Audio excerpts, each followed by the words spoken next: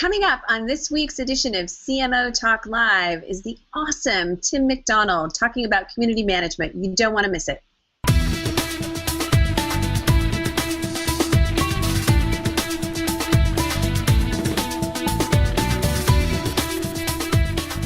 Hey everybody, welcome to the first edition of CMO Talk, and I'm your host, Shelly Kramer, one of your hosts, Shelly Kramer. My co-host, Dan Newman, is not with us today, but that's okay because we don't really need him. I am so excited because today's guest is Tim McDonald, who is one of the smartest guys that I know, and I think you're going to agree. And what Tim and I are going to talk about today is something that with which he is intimately acquainted, and that's community management and building communities and how to do that. And I think that this is such an important topic because for today's marketer who is trying to integrate social and content into your integrated marketing strategies, it's really important to understand that community is what is really important when it comes to kind of delivering value to your customers and to your prospects and to your influencers and to your brand advocates, and social plays a role in that, but community is really where the magic happens. And if anybody knows about creating magic, it's Tim. So Tim, without further ado, I'm gonna hand it over to you and maybe spend just a minute talking a little bit about your background and the story that we talked about earlier, where you started, what you realized, what you're doing now. I think everybody would love to hear that. Well, yeah, no, sure. Thank you so much, Shelly, and I'm glad I'm hanging here with you as opposed to Dan Newman too. So so much better, seriously. But no, I really just to kind of condense my story a little bit. I first got involved with social media when I was doing residential real estate, and it was this opportunity that I had where the market had crashed. I was working with a lot of first-time home buyers who were the only people buying homes at the time, and a lot of them were on social media. And so I started realizing that I didn't love real estate. I love connecting with people more. And that's really what I wanted to pursue a passion for. But that led me into getting involved with Social Media Club Chicago. I became a volunteer, and then I became a board member doing the communications. And I heard this word, community management. And people laugh today when I tell this story because they're like, well, everybody knows what community management is. 5-6 years ago, nobody knew what community management was. And so as I heard this phrase, I did some searching. I went on Google and I tried to find information on what was out there, and there wasn't a lot. I mean, there was gaming community managers that existed for 10 years. This is 5 years ago. They existed for 10 years. Right. There was startup community managers for all these tech startups that were having these community managers, and then there was enterprise community managers that were doing internal communications with the employee base. But there wasn't anybody that really filled my niche. And so what I really saw was an opportunity for me to create a community for community managers called My Community Manager. And we started doing these Google Hangouts every week because I wasn't finding a great way to get people to the blog. It was such a small niche community that there wasn't a lot of people that were interested in, in searching for those keywords that we were talking about. So I viewed Hangouts as a way to kind of differentiate ourselves from everybody else out there. We weren't going to do another Twitter chat. We weren't going to do just another blog. It was really going to be about bringing people together in really an authentic way, which is through these Hangouts. And they still go on every Friday. We haven't missed one Friday. It doesn't matter if it's Christmas, if it's the 4th of July, if it's Easter. Well, it will never be Easter on a Friday, but I love throwing out examples and then realizing it's never going to happen. We don't judge here. We don't judge. But we've done those every single Friday, and the community has just grown and grown and grown over time. But what happened was that wasn't making me money. It was just a community that I was doing out of the love of what I wanted to do. But I met a guy through that community that was the director of community at the HuffPost at the time, and he saw something that I wrote on Facebook and said, come to work at HuffPost. And as I asked him what opportunities there were, he gave me all these different examples. But the one that really got me was they were launching this thing that's now called HuffPost Live, the live streaming network of the Huffington Post. And the one thing, as he described it, he said, they need a community manager for this live streaming network that they're launching. And I said, wait, live stream video, community management, This is my dream job. This has Tim McDonald written all over it. And your heart stopped for a minute. Well, my heart stopped because I had to try and convince my wife, if I took this job, to move from Chicago to New York. Sure. So, which she did after 3 months, but it really got me to start working at HuffPost as the community manager. After about a year, I got promoted to the director of community at Huffington Post, and then last June, I had the opportunity, after getting involved with No Kid Hungry, to go to work for the agency that does their work, which is Be the Change Revolutions, and I've been there since June and just absolutely love the opportunity to connect people, to really make an impact on childhood hunger here in the U.S. So that's really me in a nutshell and how I got involved in community management, and I really just am so excited to be able to share some of this with you and your audience. Well, we're excited as well. So let's just dive right in. Talk to us about community management. What is community management? Well, I think the biggest thing that I will say is we need to define what community is. And most of us will sit there and say anybody that likes our Facebook page, anybody that follows us on Twitter, anybody that comments on our blog is our community. And I say that's not true. When I give talks all the time, what I do is I show this stadium, and I want you to envision this as you're sitting at home. It's full of people. They're all yelling and cheering. But what happens after that match is over? That same stadium is completely empty. That is a crowd. That's not a community. You're right. Now, if you look at Lady Gaga and her little monsters that dress up and are so expressive and so passionate, and it doesn't matter if she's playing in New York, in London, or Vancouver, they are either going to go there or they are going to connect with other little monsters in that community to live that experience through them. They are her word-of-mouth marketing piece that promote her and her brand. That is a community.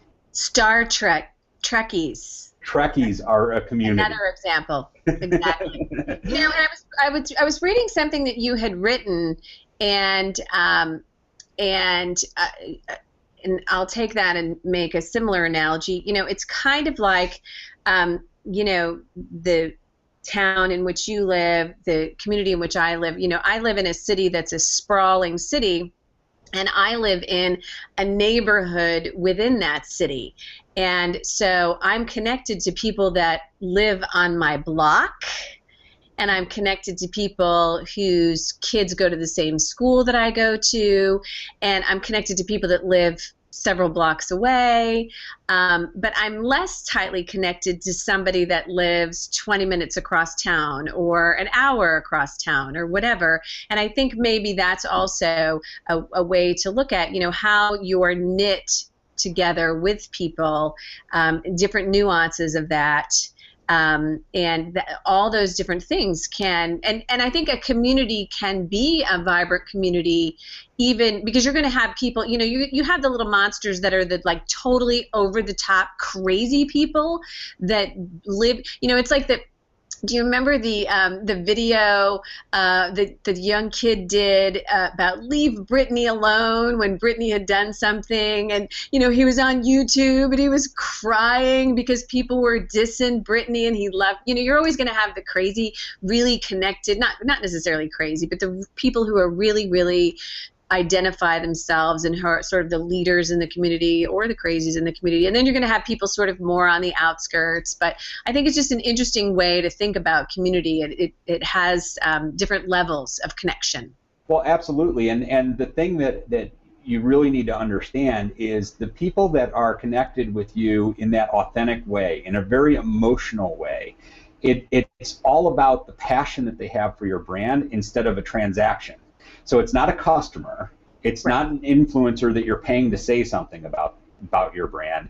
It's about somebody who just truly is connected with you on some level and connected with other people that feel a similar way. That's what's bringing them all together in this particular community that we're talking about.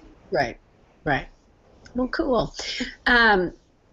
Okay, what were we what were we going to talk about next with regard to community? What are you, if you had to share with our marketing audience, kind of your guiding principles to what's involved in building strong, vibrant, authentic communities, as much as I hate that word, tell us the paths you would lead people down. Yeah, well, one is I always say that you need to start with what your goals are, what you're trying to achieve, because that's going to help you work backwards to identify who you want in your community to help you get to those goals. You mean you have to have a strategy? Shocker. It's kind of amazing, yes. But really, I mean, the simplest things for me, I think there's two things that I really, really just talk about a lot. And one is I learned from my mom. We have one mouth and two ears for a reason. And most marketers want to use their mouth more than they want to use their ears. Sure. And if you stop and you listen to what your community is telling you, it's going to give you insights on how you can communicate with them, what type of content they're gonna respond to, what type of way that you can interact and engage with them that's going to get them to respond to your call to action. It doesn't happen from you just continuing to talk. Right. It happens from you listening first and then talking. And so that's like the number one thing that I really focus on. One of the things, regardless of whether I'm starting, building, or just nurturing an existing community, I am always listening to what they are telling me. Hold on just a minute. There's a real world example that I like to use when I'm talking about this. One of the things that I find, say for instance, you have a business that's a local business. You could be a restaurant, you could be a small business that caters to the local market, you could be B2B, B2C, it doesn't matter. What I find, so the advice is find your people, find what people are talking about.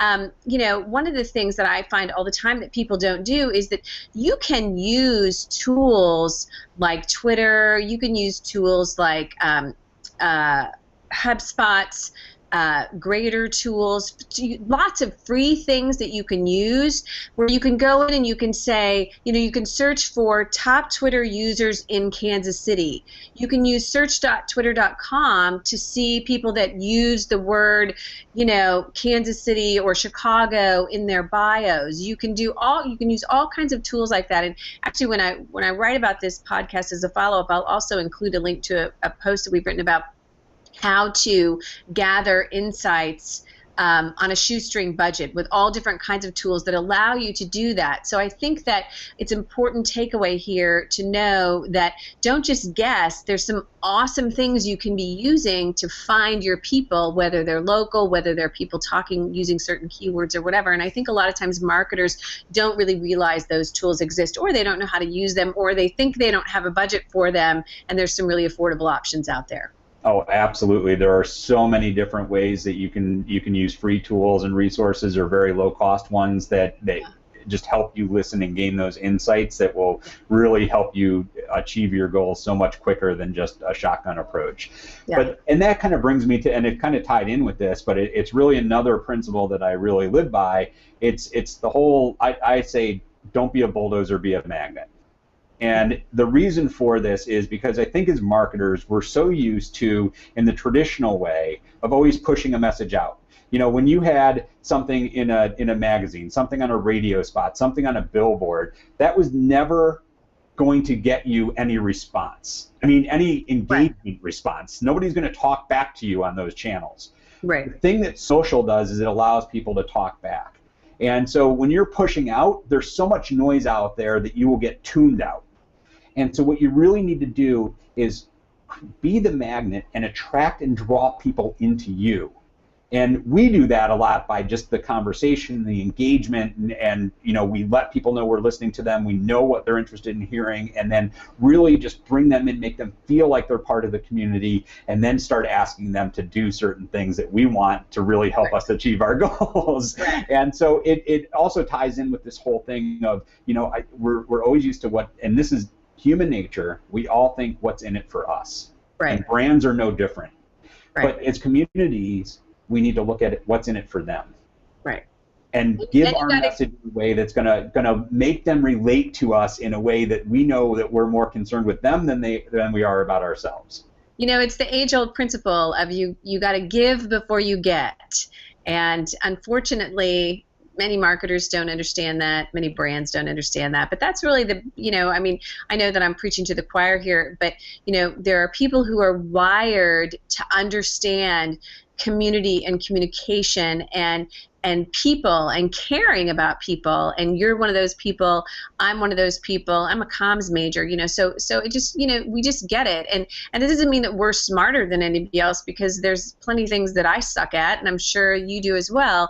So I think that when we have these conversations, it's really about, kind of getting people to open their minds a little bit and think about, you really do have to think, is this something that I would take time out of my life to read, to comment on, to be a part of, to participate in? You constantly have to be asking yourself, what's in it for them, and what am I doing to make these people's lives better, more happy, whatever. And I think that we forget that. We just want to kind of, wham bam, thank you ma'am, here's my message, buy something, and it doesn't work that way. And I think there's also, and Brian Fanzo actually likes this quote that I came up with a while ago, is, I always talk about these conversations and listening to your community. But that doesn't mean that I'm not naive to the fact that our data tells us something too. Sure. And the truth lies, in my mind, between what our community tells us and what the data shows us. I truly think that the truth is right down the middle. You know what? It's like I spent 10 years of my life as a paralegal, and I remember an analogy that when two parties are involved in a dispute, the fair solution isn't what you want, it's not what I want, the fairest solution is right in the middle. So I think that you're right. It really is pretty much right in the middle. That's awesome. So let's talk a little bit about brands and community and your thoughts on that. I know that you've written a lot about that, and we talked about that a little bit before the show. So, let's talk about that. Yeah, well, I think, one question that always comes up is a community right for every brand? And whether you have a community manager or not might be a different question depending on your culture and your strategy and your goals. But make no mistake, there is a community for your brand already there. If you don't want to engage with them, if you don't want to listen to them, they will continue to talk about you and your brand and your product, whether you like it or not.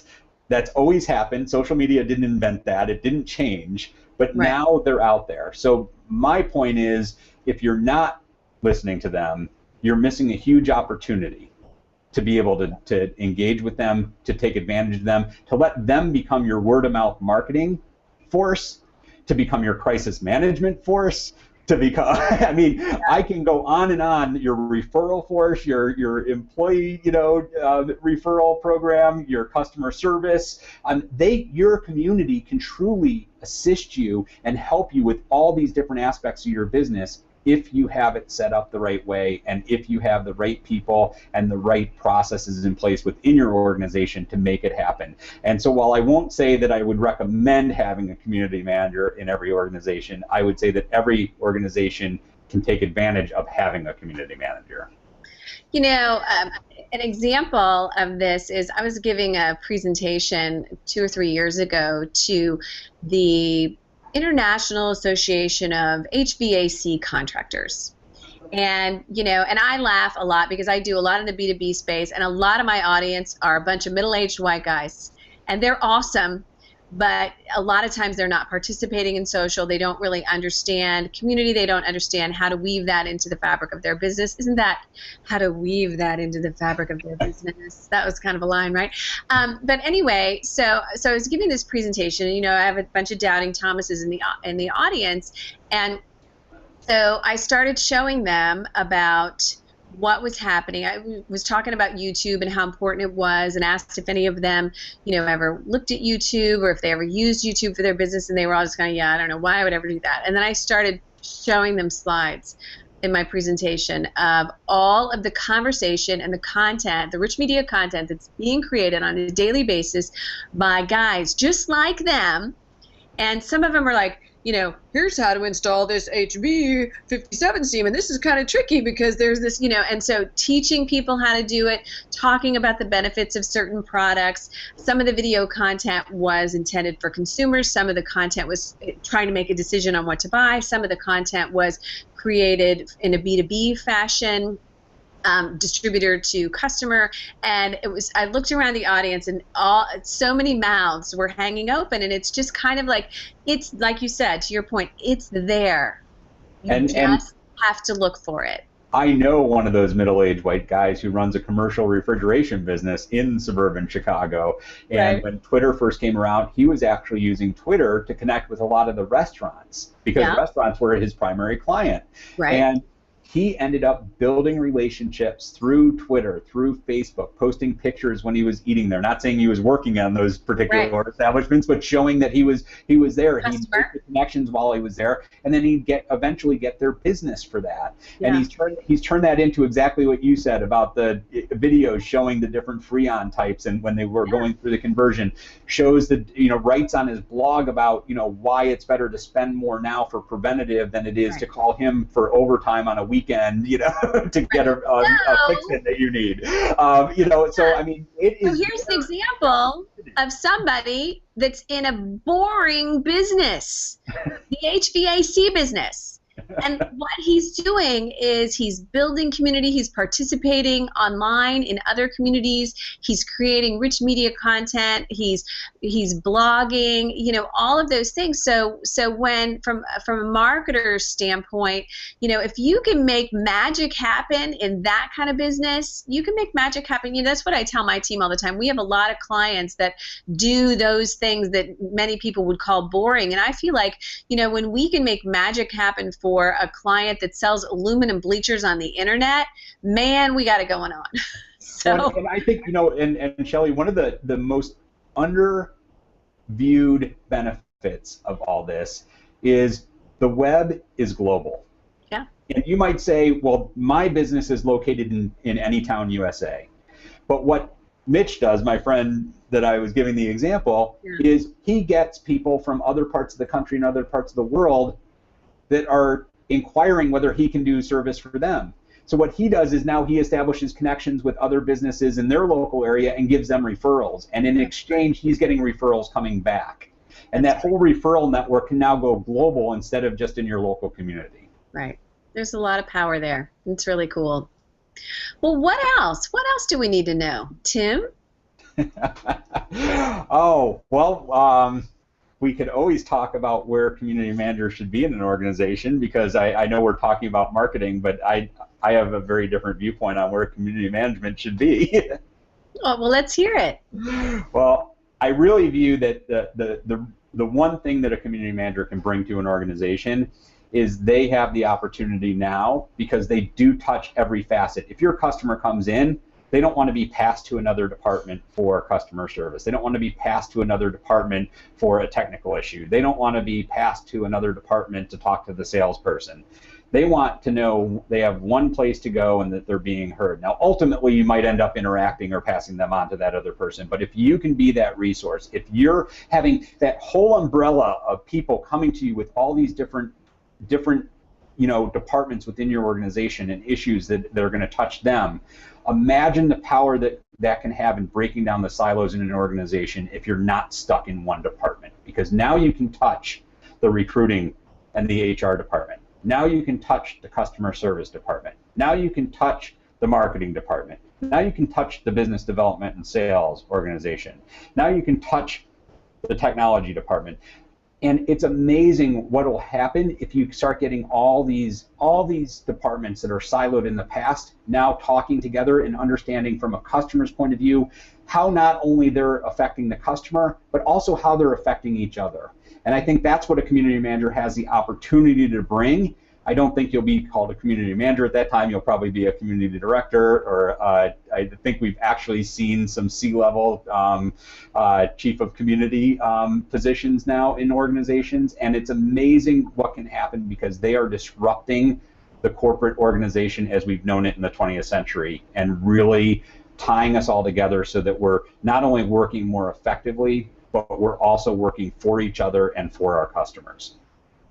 And I do agree. I think that I think, unfortunately, in many instances, we're very, very far away from that, because the tendency in so many organizations, large and small, is to say, first of all, to call it social media, and it's not really community, and it's one person charged with, and usually a fairly junior level person charged with pushing out content, and we've got this covered, and in so many instances that person is not connected to customer service, and they're not connected to any of the places that they need to be connected. So I absolutely agree that in best practices it would be sort of this hub, and from that hub spokes go out, and the other thing is that means that your community manager, whatever we call that position, really has to have a seat at the table when it comes to discussions about overall brand strategy, or discussions of the sales team about key prospects or trouble areas, and customer service talking about trouble areas and things to feedback we're hearing from customers or whatever. And so it would be wonderful if we would have those structures. Unfortunately, I think that we just don't see that very often, and I think it really stems from the C-suite and a lack of understanding about how to change the corporate structure and how to quit being so siloed, and to start talking to each other and working with each other more. And it really is the path to happy customers. That's what it is. And happy customers means growth and profitability, period. Yes. So if that's what you want, I do want that. If that's what you want, maybe you should think about this. I don't know. So yeah. Now, I mean, what is your experience? Do you see that? Do you? Obviously, we both believe the same way about that. This is the path. But do you see that happening on a? I mean, I do see some movement in terms of director of audience or director of customer set. We're seeing people being moved into the role of caring for customers in organizations, and that's not customer service. That's truly focused on the customer journey and happy customers and things like that. It's not solving problems because somebody calls because something broke. Yeah, I do think we are seeing a little bit of that, and a little movement towards that. It's more coming from the startup companies that are growing, and that person that really was instrumental as one of the first hires in that organization is now a key executive in that organization, but they came from a community background. We do see some higher level positions within bigger organizations. I don't know if it's exactly happening the way I'm describing it as far as breaking down the silos, but the higher that position goes up and those skills go up and that discipline goes up, the more it affects more people within the organization. I think why we don't think that it's possible right now is the growth of the community manager position as we know it is because marketing agencies have taken social media managers and turned that into a community manager because it comes with a higher perceived value that they can charge more money for, but it's still that same exact position that they were doing as a social media manager, which is what you're saying, more of an entry-level person, really just working on a social media strategy, and it's not getting into the overall strategy, it's not getting into how this works in the business and the overall business goals of the organization, it's not working with the other departments, it's strictly in a marketing agency capacity. Right. Well, you know what? I'm an optimist, and I'm not going to give up hope that people are going to get this, and I hope that, I know we're reaching the end of our time here, and I hope that for those of you listening who are in marketing, who are exploring how to integrate social more effectively within your organization, thinking about community, how you can do a better job of community, I hope that this has been beneficial to you. I know it's always a pleasure to talk to you, Tim, and I so appreciate you taking time with my last-minute scheduling out of your life to spend with us. It's really been awesome. Well, thank you, Shelly. I really appreciate you having me on, and I would love to give you a link that you can share to a community manager manifesto that we created down at South by Southwest a couple years that talks about community managers entering the C-suite. Oh, that's great. I'd love to see. I'll write a follow-up post for those of you listening, and I'll include that. And tell us, Tim, where people can find you online, where you hang out if they want to stalk you. Well, you can stalk me just about anywhere, but probably my favorite is on Twitter at @TA McDonald, McDonald. And I do have a website that aggregates all my postings from HuffPost and a couple other blogs that I write for, which is just timmcdonald.me. So timmcdonald.me. Awesome. Well, I'm sure people will be checking you out. Thanks, everybody, for hanging out with us today. Thanks to you again, Tim, and have a great rest of the week, everyone. Bye-bye.